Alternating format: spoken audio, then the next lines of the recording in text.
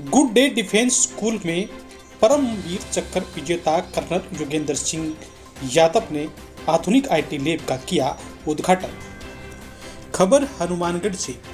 Good day defence school में सर्वोच्च सैन्य सम्मान परमवीर चक्र विजेता कर्नल योगेंद्र सिंह यादव ने शनिवार को नवनिर्मित आधुनिक आईटी लैब का उद्घाटन किया।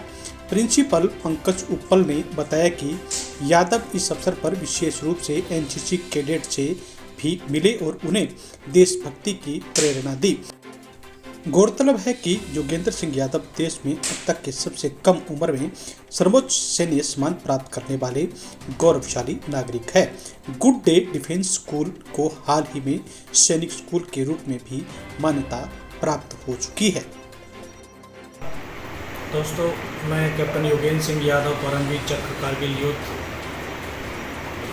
देश की धरती और इस भारत माँ पर हमें गर्व है कि हम इसके बेटे और बेटियां हैं और हम सबका दायित्व और कर्तव्य बनता है इस धरती माँ की सेवा करें, इसकी रक्षार्थ में अपने जीवन को अर्पित करें। मुझे सौभाग्य मिला कि मैं मात्र 16 साल 5 महीने की अवस्था में इस देश की सेना में भर्ती हुआ। 19 साल की अवस्था में कारगिल का युद्ध लड़ने का मुझे सौभाग्य प्राप्त हुआ। जैसा आप लोग जानते हैं, कारगिल का युद्ध एक ऐसा युद्ध था जो आज तक विश्व की धरा पर युद्ध नहीं लड़ा गया। इतनी हाइट्स के ऊपर कभी ऐसा युद्ध नहीं लड़ा। उस युद्ध में हमारी भारतीय सेना ने अदम्य साहस, शौर्य और वीरता का परिचय दिया। जो दुश्मन 13,000 से 18,000 फीट ऊंची पहाड़ियों पर बैठा हुआ था, उसने कभी सपने में भी नहीं सोचा था कि हम यहाँ से वापस जाएंगे। लेकिन वो भूल गए थे कि ये हिंदुस्तान की मिट्टी और इस मिट्टी में सिंगने और शेर पैदा होते हैं। और ये हिंदुस्तान के शेरों ने -20 डिग्री टेम्परेचर मई और जून का महीना जब मध्य भारत गर्मी से तपता है, 13,000 से 18,000 ऊंची पहाड़ियों पर उनके बंकरों को उनका कब्रिस्तान बनाना शुरू किया। मेरी बटालियन 18 ग्रेनेडियर्स हमको द्रास सेक्टर में सबसे पहले तोरलिंग टॉप पर लड़ाई लड़ने का मौका मिला और 22 दिन तक उस पहाड़ी पर हमने युद्ध लड़ा। और 22 दिन के दौरान हमने अपने 2 ऑफिसर, 2 जूनियर कमीशन ऑफिसर और 21 जवानों को खोया। तब जाकर के 12 जून 1999 को हिंदुस्तान की सेना ने पहली सफलता के रूप में उस पहाड़ी के ऊपर तिरंगा फहराया था। फिर उसके बाद हमें टाइगर हिल को फतेह करने का टास्क दिया गया और टाइगर हिल द्रास सेक्टर की सबसे ऊंची चोटी थी, जिसकी ऊंचाई लगभग 17,000 फीट। इस पहाड़ी को पुनः प्राप्त करने के लिए एक विशेष टीम का गठन किया गया, जिसको सिविल भाषा में कमांडो टीम और फौजी भाषा में उसको घातक प्लाटून कहते हैं। 21 जवानों की ये टीम उस पहाड़ी पर जब हमला करने के लिए चयनित की गई और आदेश दिया गया, क्योंकि पहाड़ी की हाइट ज़्यादा होने की वजह से दुश्मन के पास एडवांटेज बहुत ज़्यादा था। ज़्यादा दूर तक देख सकता था तो ज़्यादा दूर तक वो मार भी सकता था। इसलिए समय का सही उपयोग किया, रात का समय हमने चुना ताकि वो हमारी मूवमेंट को ना देख सके।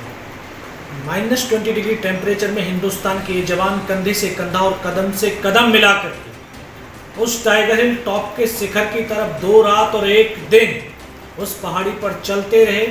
और तीसरी रात का वो मंजर आज ही मुझे ऐसे दिखता है, शायद वो कल की ही तो बात है, लेकिन 24 साल हो गए।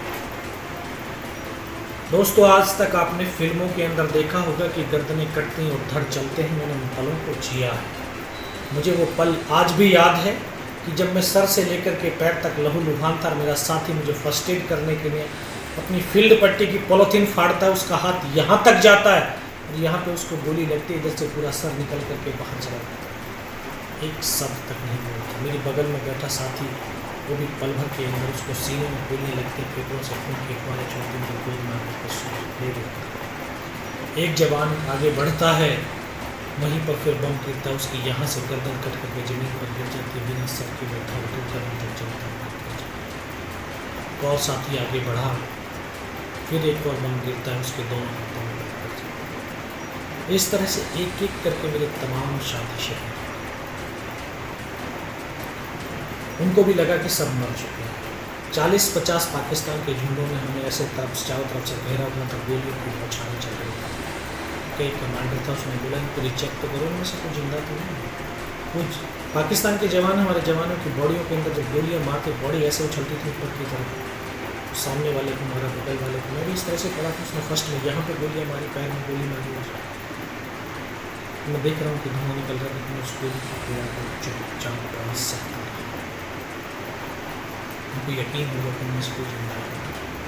फिर उन्होंने अमानवीय क्रूरताओं का तांडव शुरू किया। हमारे जवानों की बॉडी में पत्थर, बूट की ठोकरें, गालियाँ देना शुरू कर दी। बहुत देर तक चला, सब कुछ पड़ा सहता भी रहा, देखता भी रहा। उसके बाद फिर उनके कमांडर ने दोबारा से बोला कि हथियार उठा लो। नीचे जो हिंदुस्तान का पोस्ट है उसके ऊपर भी हमला पड़ा। जब हमले वाली बात मेरे कानों तक पड़ी तब मुझे लगा आज तो मेरी पूरी टीम खत्म हो जाएगी। तब ऊपर वाले से एक ही प्रार्थना करी कि मुझे इतनी जिंदा रख दी कि मैं अपने साथियों तक सूचना दे सकूँ।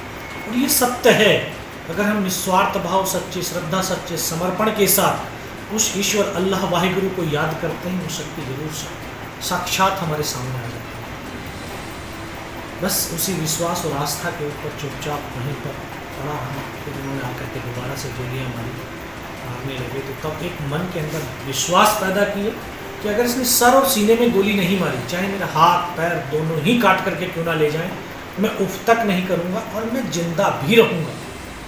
दोबारा से गोली हाथ में पैर में मारी और मैं इन खुली आंखों से देख रहा हूँ कि 2 कदम चलने के बाद वो पाकिस्तान का सैनिक वापस मुड़ता है, राइफल मेरे सीने की तरफ करता है। तब मुझे भी लगता है आप कब लेना चाहिए। लेकिन कहते हैं इस देश को भारत माँ, ऐसे नहीं कहते। देखो कंकर और मिट्टी वाली ज़मीन नहीं, ये सजीव। माँ भारती अपने बेटों की वीरता, शौर्य, पराक्रम, बलिदान को कभी दफन होने ही नहीं देती। किसी न किसी एक को जरूर माध्यम चुनूंगी। शायद मुझे वो माध्यम चुना हो तभी जब उसने गोली चलाई तो यहाँ पे पर्स रखा था, क्योंकि पूरी पैंट फट गई थी पहाड़ियों पे चलते चलते। उस पर्स में 5-5 रुपए के शायद सिक्के पड़े हुए थे। शायद माँ भारती ने उस सिक्कों को इकट्ठा कर दिया होगा और जब गोली चली तो जाकर के सिक्कों पे टकराई और रिपोचित होगी। गोली के धक्के से मुझे खुद आभास हुआ कि मैं तो मर गया हूँ, लेकिन अगले ही पल जब पाकिस्तान का जवान मेरा हथियार उठा करके वापस जा रहा होगा, उसका पैर शायद मेरे पैर से टकराया, तब मुझे एकदम से चेतना आई, अगर मैं तो जिंदा हूँ। तब एक अंतर्मन से आवाज़ है कि योगेंद्र अभी तक नहीं मरा तो मरेगा भी नहीं। तब मेरे पास एक हैंड ग्रेनेड था, मैंने अपना हैंड ग्रेनेड निकाला, उसके ऊपर इस तरह से फेंका तो कोट के अंदर जो हुड लगे हुए थे, हुड के अंदर वो ग्रेनेड जा गिरा और जब तक वो ग्रेनेड को निकाल पाता ग्रेनेड फट गए और उसका यहाँ से पूरा सर उड़ा। बाकी पाकिस्तानियों में खलबली मची कि इनमें से कोई जिंदा है। वही